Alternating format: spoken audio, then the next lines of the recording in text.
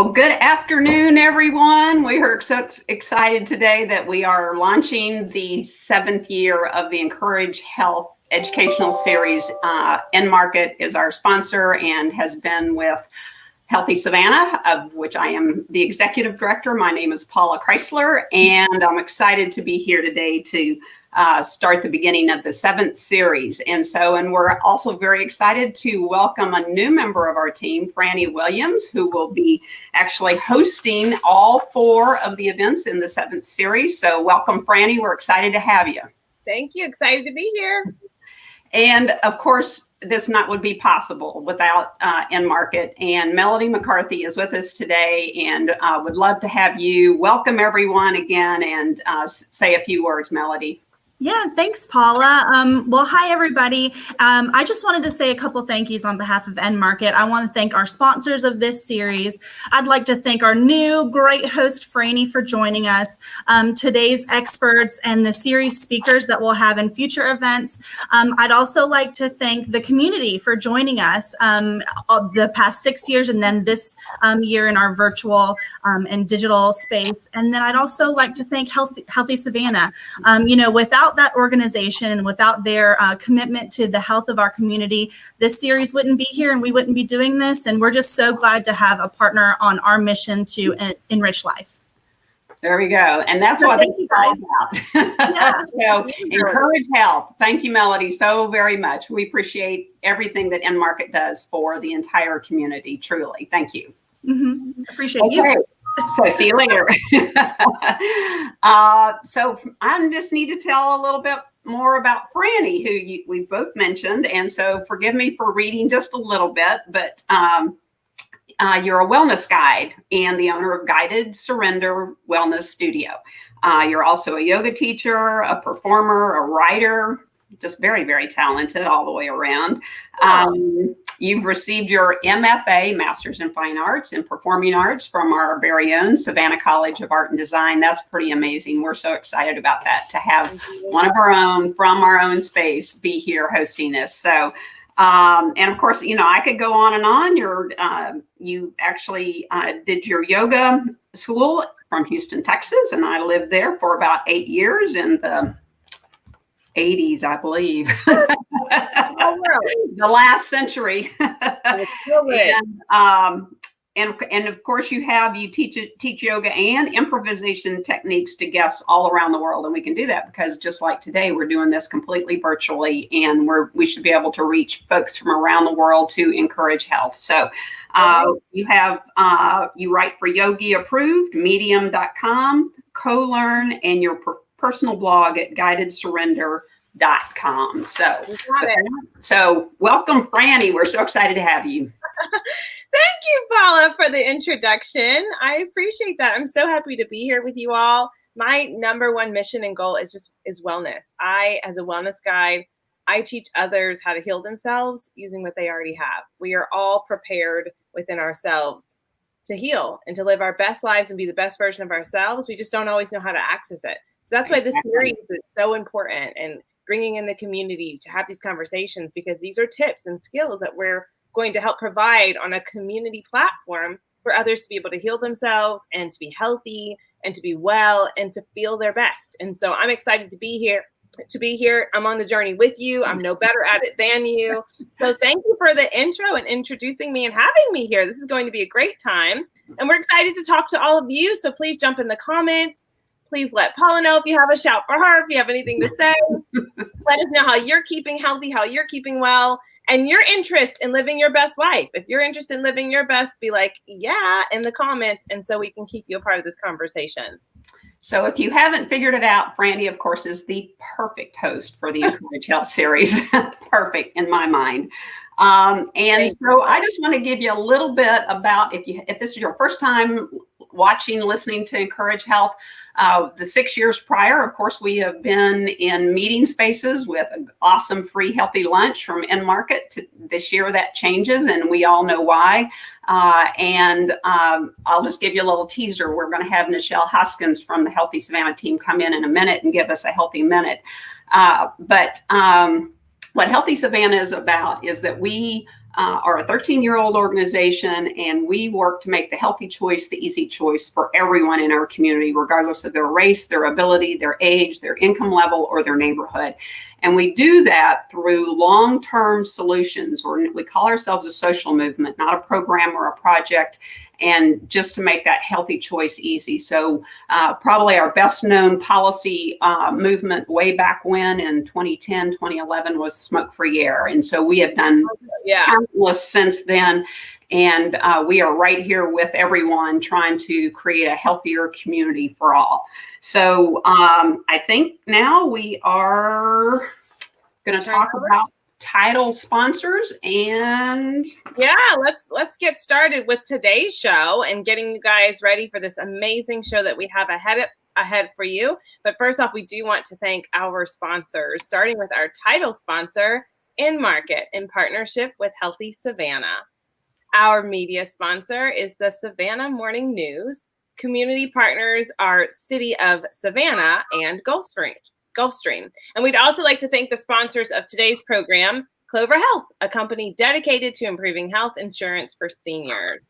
We're going to kick off with our program with some tips to reduce stress and anxiety during COVID. That's our first topic of today, which I know all of us are so in tune with right now because we're all stressed. We're all freaking out. We all are. This is the new normal, right? And it's a crazy time. Yeah, look at that. Pull out the mask. I'm telling you, that's creating some joy in my heart right now. And one of these tips that we are going to receive today, I think, is about wearing masks. And so let's preface that a little bit. If you didn't know, a third of Americans are now showing clinical signs of anxiety and depression. And on top of that, COVID-19 has just, I like to refer to it as a Mack truck. I feel like a Mack truck has just literally knocked me over, ran me over. I've got like track marks on my body from how this virus has personally handled my world and my community as a performer, as all the work that I love to do, even as a yoga teacher. It's a different world now. How do you feel, and how are you coping with that, Paula? Well, obviously you see that. I mean, I like to wear my very colorful mask, and I have several of them. Actually, one that I might just put on just for grins right now. That's a nice reminder. So, but I'm out being active. I'm actually walking every day, and I always walk, and I eat very, very healthy. So I'm very excited about, so I've been staying well, and obviously all the social distancing. And so that's kind of the stress relief. I do sleep well and all that good stuff. And so that's kind of, it's really, for me, it's simple because I'm practicing what I know is correct. Yeah. I hear you. I'm pulling in a lot of the habits that I've been doing over the years that I'm just finding are amplified now. But it's about healthy hygiene. It's about taking care of yourself, eating well so that you feel well. And I think we have more control than we feel. And I think that's what's really great about our topic today is we're going to talk about how to stay in control of what we can stay in control of. And I think that is a great thing for dealing with anxiety and depression, as we're talking about today. Absolutely. And I'm excited that some friends that we have had with us to pass through Encourage Health with Devonna and Bill Pilzik. But before we do that, we do have to get to the healthy minute. So before we kick off everything. So we are here with Nichelle Hoskins, who is the Assistant Director of Healthy Living. All right, Nichelle, what's on tap for today's Healthy Minute? Hey, well, you're talking about the very same thing. Hey, same thing I was going to talk about. COVID, the coronavirus, Miss Rona. We call it different things, but it has been the thing on our mind the last, say, 10 months. So now, though, we're going to have to start paying attention to the seasonal flu. And so I'm just asking people to double down on what we've already been doing. This ain't a game. You have to keep washing your hands. Be vigilant. You have to keep masking up, and you have to keep your distance 6 feet or more if you can. And by the way, and choose your outings wisely.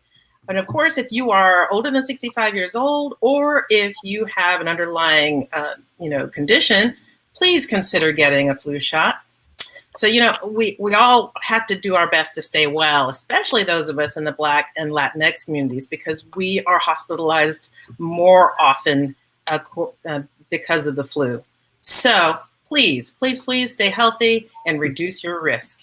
Exactly. Bye, Thank you so y'all. much. Bye, Michelle. Thank you so much for coming on. Thank you, Paula, for coming on. You guys are kicking us off so that we can get these tips out to people and have our healthy minute within ourselves. So thank you for that. Thank you, Franny. Sure. All right. All right. And with that, we're going to continue to move on with our show today and our amazing guests that are coming on for you guys to meet so that we can continue to talk about tips to help with dealing with stress from COVID-19, because it's been quite the doozy. It's taken us all off our feet. And so today we have our guest, Dr. Devonna Pilzik and Bill Pilzik. Hello, welcome on. Both are specialists in the field of human performance. Bill has a master in exercise physiology and has coached hundreds of athletes of all ages, including elite and Olympic level swimmers. And then we have Dr. Devonna Pilzik, who is an award-winning kinesiologist who specializes in stress and fatigue. She's also a columnist for the Savannah Morning News, so you may have seen some of her work, and has worked with numerous athletic teams and Fortune 500 companies. I can't think of anyone better to have this topic and come on and talk to us today. Hi. Hey there. Hey. How you guys feeling? We're good. Yeah, we're really good. Thanks for having us. Well, we're happy to have you, and everyone is, I'm sure, happy to hear this information and get this conversation going. So you guys jump in the comments if you have questions, if Dr. Devonna or Bill say anything that you want more advice on, or if you are asking yourself something that you want to bring to the table, feel free to hop in the comments. We'll be happy to get you an answer and include you in this conversation. So you guys, let's get started. We're in a bizarre time. Like, things are crazy. And we're seeing higher rates of depression, anxiety, suicide, alcohol consumption, prescription meds for anxiety. People are needing those more lately. And it's a lot. What's going on? What do you have to say about that? Yeah, it's been a very trying time. And unfortunately, what we're going through is chronic stress. It's different than acute stress, but it's the chronic, it's not just the virus, but it's everything that's come with it, from job loss to having to work from home, possibly to, remember those times we had no toilet paper and we were panicking and didn't have chicken and, all of these things that just every month something has been new and hitting us. And so we have not had a break from this for 7 to 8 months now. Right. And so it's normal to feel anxious once in a while or stressed. It's normal to have what we call an acute response to stress. And so that would be something like, when you get an email from your boss that says you missed a deadline and you get that hot flash and you're like, oh my gosh, and you have that panicky feeling, and then you go over and you have to handle something. But once you handle it and it goes away, the adrenaline comes down, the cortisol comes down, and that feeling goes away. But what we've been dealing with is 8 months of that, maybe at a little bit lower level, but it hasn't eased up. And so it's really impacting not just our emotions, but our mental health and our physical health. And so I want to show you guys real quick, if we can bring up the slide of the brain. I want to show you guys a picture of what's happening when you're in the stress response. And so this is a side profile of your brain. And so the blue circle is where your forehead is. And so what happens when you get into that fight or flight response, it happens in the middle of the brain, in the primitive part. And so the function of that, where the red circle is, its main purpose is to keep you alive. It's meant to identify threat, and it's always looking for threat everywhere in your environment, within your body. And when it thinks it detects something that might put you in danger, it goes off. Yeah. Well, here's the thing. When it goes off, like when you got that angry email from your boss, the front part of your brain, where the prefrontal cortex is, that actually disengages. And so you don't think very clearly. You can't come up with great ideas. And because that front part of the brain is where logic and rationale and innovation and all those kind of things happen. It's in the front.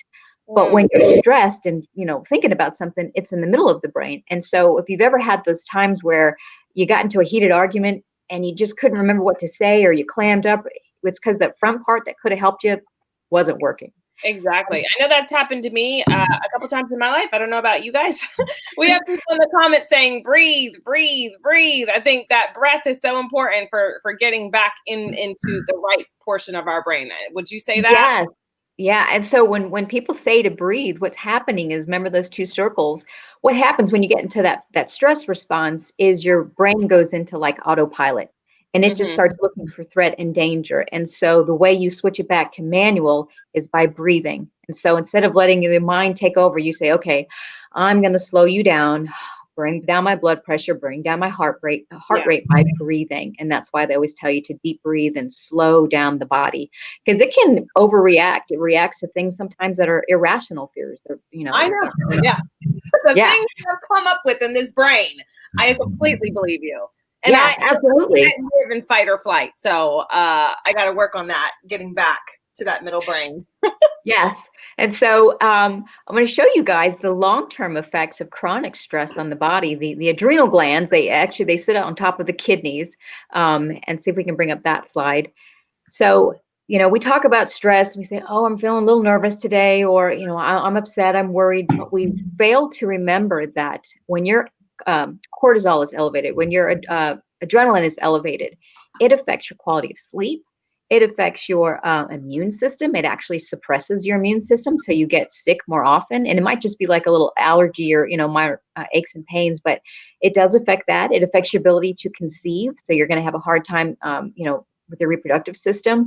Your digestive system is affected. Your blood pressure and your blood sugar are all raised and elevated.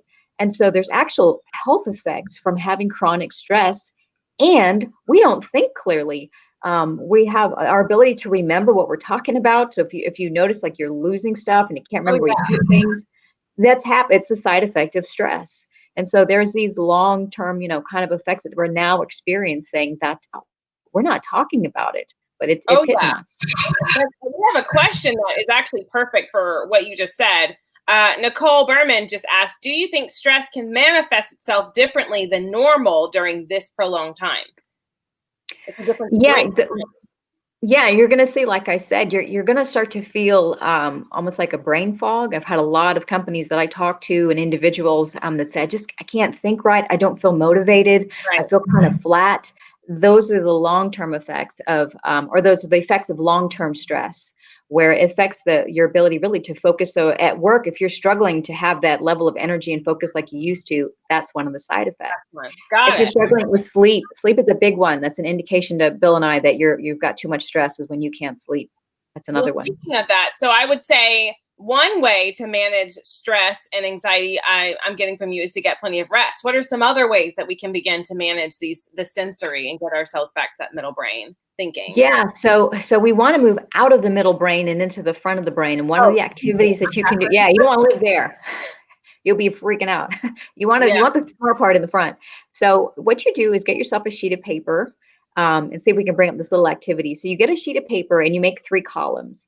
And on the left side, write down fear or stress or anything that's just worrying you that you're consumed with. Then in the middle, you write down threat. And we're going to make a rating of 1 to 5. And so 1 would be a threat level of really no threat. And 5 would be there's a very high chance this can happen. And then finally, on the right, you write down resources of how can I handle this thing that's causing me worry and strife. And so there's just an example up there of maybe I'm afraid I'm going to catch COVID. And so let me be rational about this and think, okay, we're all worried about that, but I work from home. Our kids are at home for school. Bill goes to work. He's not around a lot of people. So the threat level actually is lower than what I feel it should be.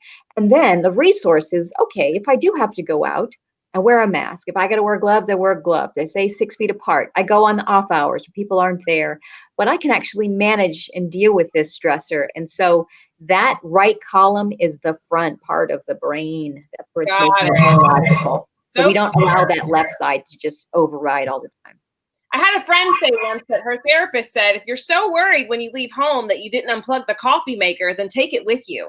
And then that way you're not thinking about, yes, you're carrying a coffee maker in your purse all day, but then you're not thinking about it so much. And so I love that, like taking that physical, tactical thing that you can do and removing that stress and the worry and the anxiety about it because you've put it in a place of control in your own mind. So I love that list. What's going to be on you guys' list? I know I've got a few things for my car keys. I put them at the door, and so I don't have to look for them in the morning because I have anxiety about being late. So at the airport 3 hours early, whether I have a flight or not.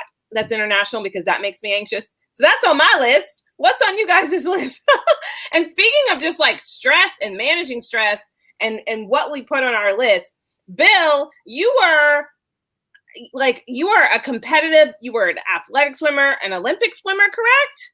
I was a world champion swimmer. World champion swimmer. And so that means that stress for you was like tip top over that normal barrier of what most people feel. And so I'm so curious, how does someone in your situation manage stress? Because if you can figure out how to not be stressed in those situations, then I think you have some things that all of us could benefit from. Yeah, well, being a professional athlete, it's not only physically challenged, it's a huge mental aspect. We spend most of our time as an athlete training our mental capacity to handle the stresses that are coming up. Because it's not just that one race you see on TV that makes that athlete the best at what he's doing or she is doing. It's the lead up to that, the practices, the imagery practice they're doing. I think there's a photo of me doing I was going to say that. I was race. still practicing, getting his swim on. Yeah, so in the foreground there, you'll see I'm ahead on the start, and the photographer knew that was going to happen because I did it in every start I'd ever done, and that's the way I practice my starts. So you'll see that I'm completely off the blocks, almost ready to go in the water, and everybody else's feet still on the blocks, just getting to go. And that was at Goodwill Games, and that was something I practiced every day. And so physically, I knew I could do it. That wasn't going to change. But mentally gearing up to be able to do it on that day was the biggest challenge. So when we travel as athletes, we have upcoming races that are definitely not going to be in the city that we're from. So we have to coordinate where we're going and then how we're going to get there. A couple of times I've been to Japan. I went to a hotel, had to find a hotel. One of the questions was, are you over 6 foot tall? Because if you're over 6 foot tall, they have to put a piano bench on the end of your bed so that your feet don't hang off because their beds are only 6 feet long. And so finding food in countries like China and Japan were a big thing that I had to think about. So it's one of the big stressor for me. And making sure I get transportation to my event. And then when you're traveling heavy like that, getting sick is a huge thing that we always worried about, because if we're sick, we're not going to perform. We don't perform, we don't get paid. And so that can translate into what's happening today with COVID, because I don't really notice a difference aside from the fact that I have to wear a mask. Right. That's the biggest difference, and that's really not that hard to do. It makes it a little hotter on your face, but it's the same to breathe. But otherwise, I washed my hands every time I touched any surface. I wore gloves when I was going through airports because I had been sick a few times on a few trips. And you learn very quickly that that's something you don't want to have happen. So when COVID started and they said, wash your hands, well, I already did that. Bring hand sanitizer. You couldn't find hand sanitizer the first couple of weeks, but I already had 15 cases of it because that's just something I use all the time. It's in my car. And so it's just one of those things that, and mentally I was ready for that because I trained that way. Now when I coach, that's what I do. I do now. I coach. I get the kids involved, and I teach them the stuff that made me a world champion swimmer. There's different ways we can do it. So we do self-talk. We try to stay positive. We do mental imagery, always trying to view the exact outcome that we want and how we're going to get there. We do breathing drills like you're mentioning. I love the iWatch function of the breathe. Every once in a while, it just kicks in and says, "Hey, Bill, breathe." And then I push the little button. On your watch? 2 minutes. Yeah, my little iWatch. I can get one of those. Good. That's a good one. So it gives you a 2-minute timeout where you just concentrate on your breathing, and it has little pulses to get you onto it. So if you've never done it, that's a great gateway to do it. And concentration and focus drills. But the biggest thing is to find a routine. Yeah. And so to be structured in getting your rest. And both things were mentioned, but that is what the pros will do. So what I do is I have a couple tips for how we do that. I love what you said about visualization and like manifesting something for yourself. That's what you want to have. You gotta, if you can see it and believe it, you can have it. And so having yourself set up, because our thoughts, as Dr. D said so many times, control what we get to have. So very, very, very, very, very good info. And I'm going to get one of those watches. I thank you for sharing. I need that in my life, Bill. I need something that says breathe. I'm going to get that.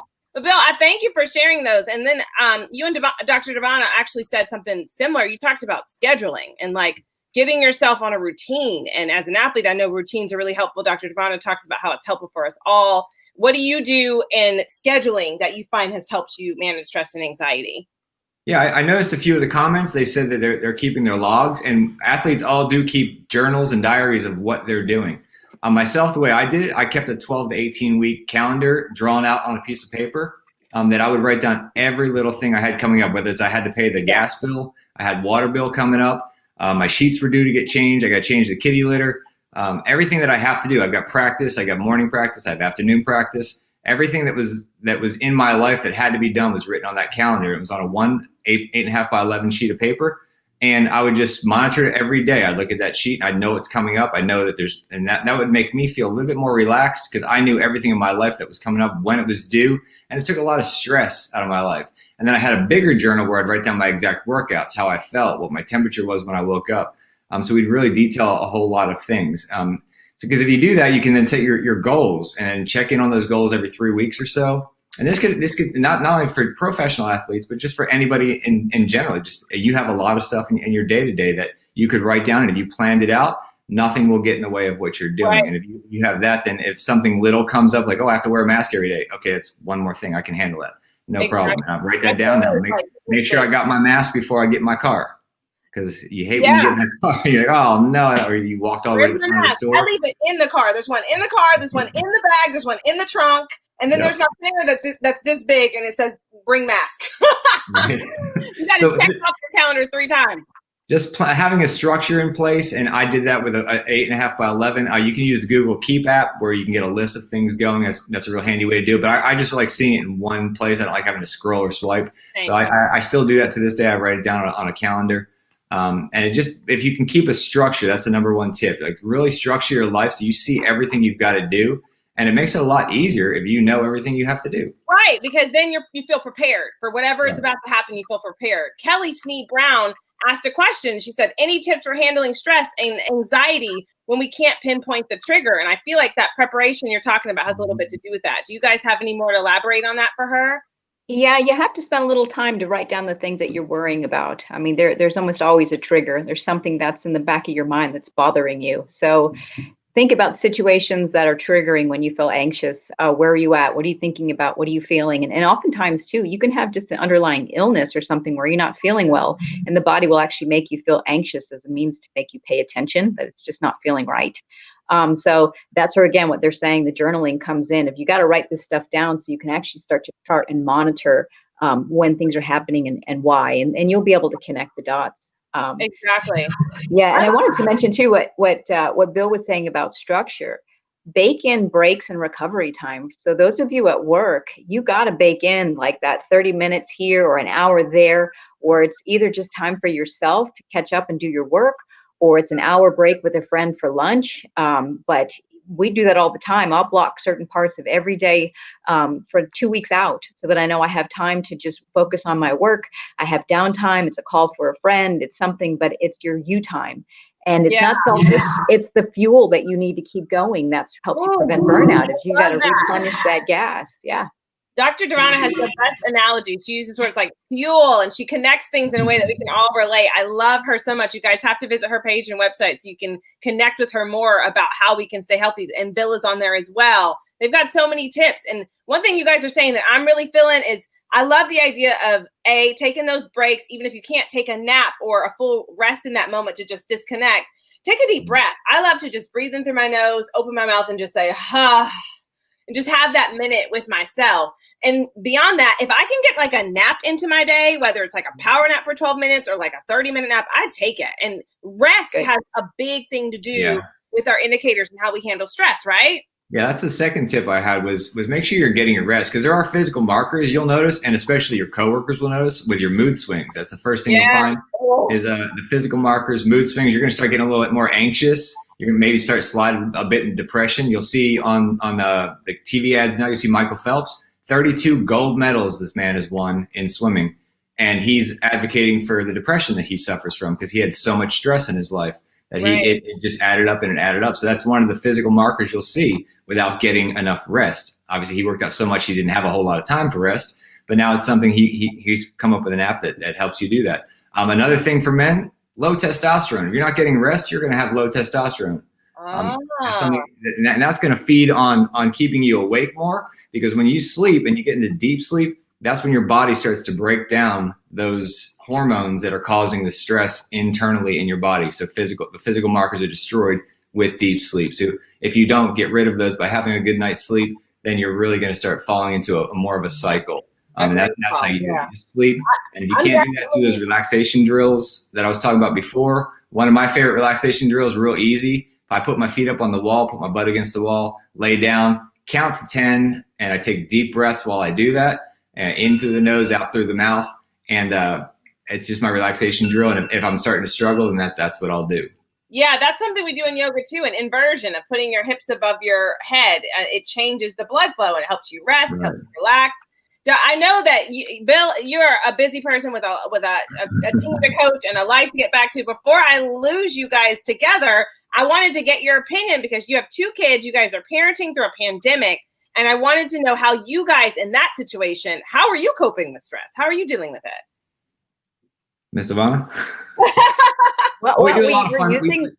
We're using the tips that we talk about. Bill, you want to touch on the structure one? Yeah, I was going to say we keep it fun at the house. Yeah, we do have a very good structure in place. We know when study time is. We know when game time is. We know when homework time is. And we try to keep everything fun. Obviously, we're at home right now doing school online. And so during the day, every day, when we bring them lunch, we've made little menus for them. I brought a menu. So we got Mom and Dad's Cafe.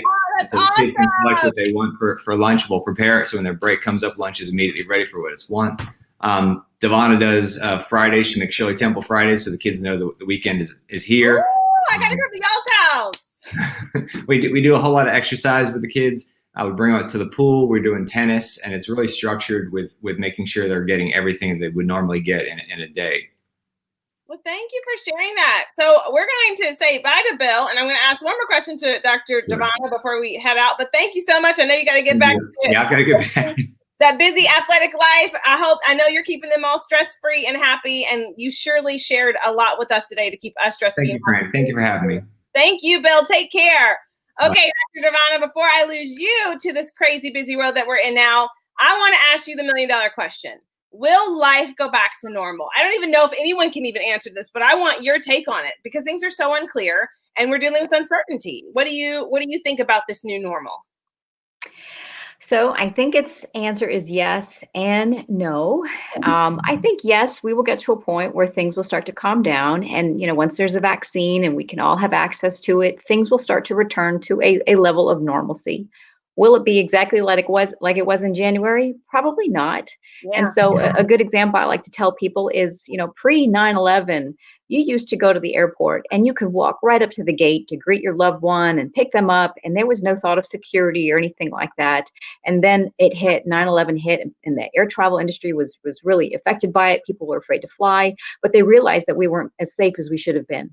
And so nowadays, years and years later, we don't even think about the fact that we got to take off our shoes and wait in line. It's just, it's what we do now. And we know it's the cost that we pay to be safe. And same thing with like seatbelts. A long time ago, seatbelts, we didn't have them in cars, and people lost their lives. But then we kind of hit a point where it was like, well, that's not okay. And so that minor inconvenience, like a mask, to save a life is worth it. And so I think we're going to see more of that. I don't think the masks are going to go away for a while. We're going to realize that closed quarters may not be the best thing for all of us. There might be reduced capacity. There might be on transit, or you're on the, airplane, bus, train, you might have to wear a mask.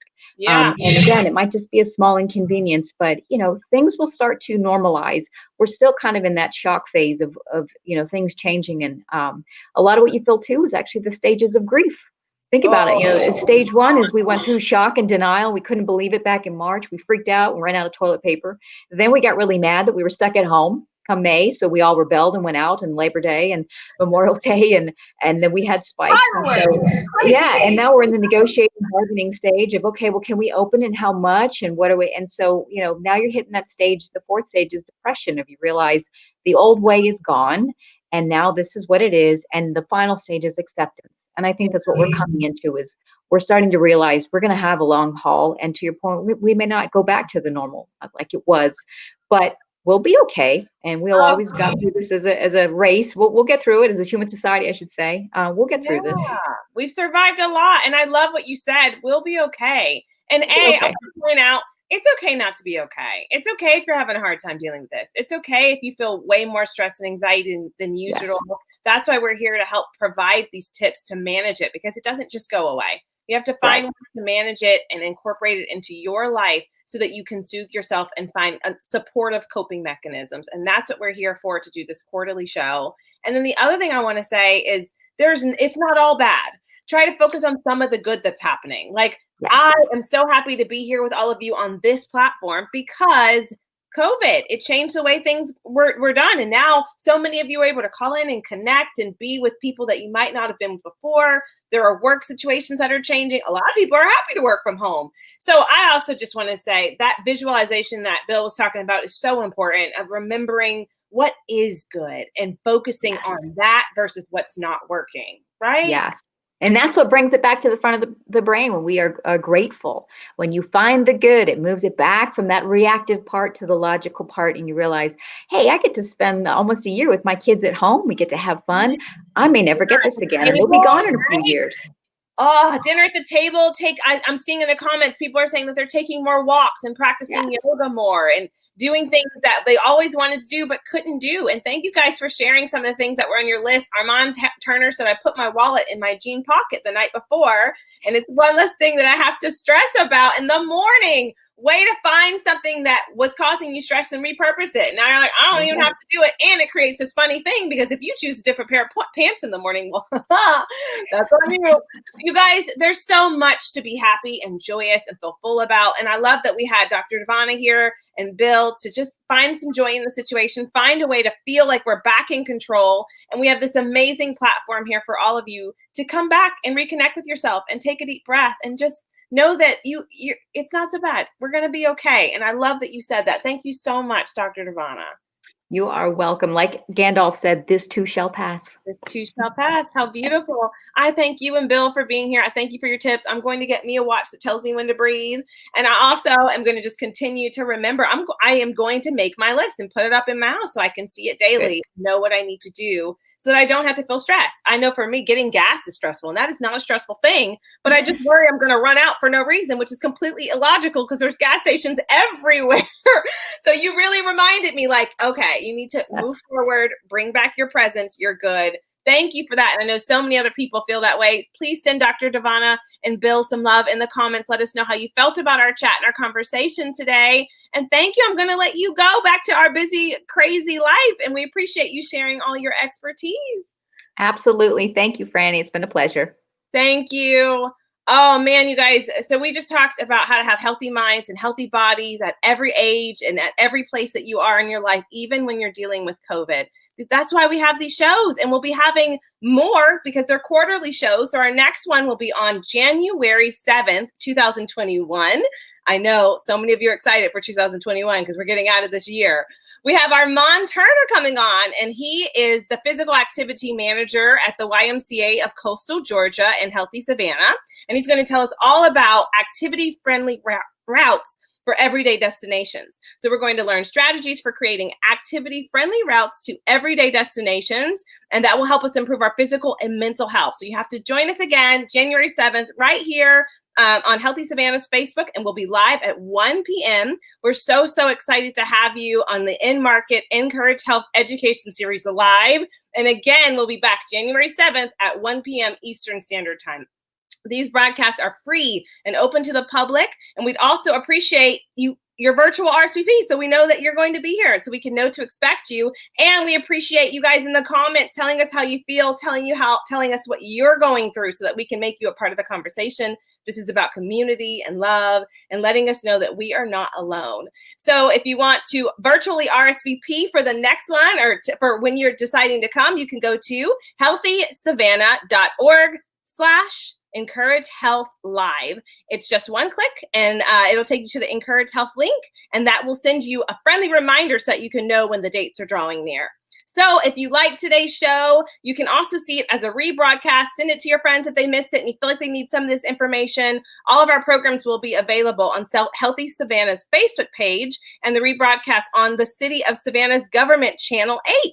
You can also download this program as a podcast so you can hear it on savannahnow.com/podcast. So if you're riding in your car and you want to get this information in, you want to remind yourself of everything you talked about when you're on your way to wherever you may be going tomorrow, then that's how you can listen in. Again, we want to thank our sponsors for helping make this possible and our guests today, Devana Pilzik and Bill Pilzik. Dr. Devonna Pilzik and Bill Pilzik. And thank you all for sharing your time with us today, for jumping in the comments, for being a part of the conversation. Please remember to stay healthy, stay well, stay happy. I'm Franny Williams, and I'm your host of this virtual educational series. And we'll see you next time on the In Market Encourage Health Education Series Live. Take care. Ciao.